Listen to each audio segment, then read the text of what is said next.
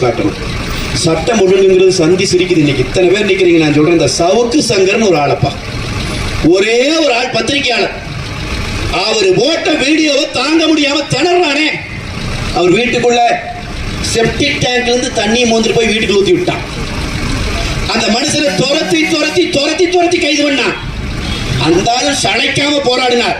அவரை போலவே பல பேரை கைது பண்ணி போட்டான். கருத்தே சொல்லக்கூடாது, இந்த அரசாங்கம் செய்கிற ஊழல்களை வெளியே பேசக்கூடாது, கைது பண்ணிட்டே இருந்தான். இப்ப அவரு பெரிய அறிவாளி தான். இவன் இந்த வேலை பண்ணிட்டு இருக்கிறான்ட்டு இவன் பண்ண எல்லா அயோக்கியத்தனத்தையும் வீடியோவா பண்ணி அந்த வீடியோவை யாருக்கிட்டயோ கொடுத்துட்டு அவர் இப்ப எங்கேயும் தெரியல, எங்கேயோ போயிட்டார்.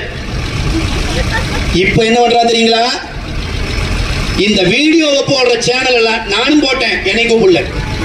பத்திரிகையாளரா இருக்காங்கல்ல, அவங்க சேனல்ல அந்த வீடியோவை போட்டா வீட்டுக்கு சம்மன் அனுப்பிட்டு இருக்குது போலீஸ். நான் இங்க இருக்கிற தேர்தல் கமிஷன் அதிகாரிகளுக்கு சொல்லுகிறேன், தேர்தல் வந்துருச்சு. இந்த ஸ்டாலின் அரசாங்கத்துக்கு கூலி வேலை பார்த்துக் கொண்டிருந்த அந்த போலி காக்கி சட்டைகளை முதலிலே தூக்கி எறியுங்கள். ஒரு பத்திரிகையாளருடைய வீடியோவை பார்த்து பதறுகிறது இன்றைக்கு ஸ்டாலின் அந்த குடும்பம். அதுக்கு துணை போறாங்க இந்த போலீஸ் அதிகாரிக. இந்த போலீஸ் அதிகாரிகள் மேல நடவடிக்கை எடுத்து இவர்களை சிறைப்படுத்த வேண்டும்.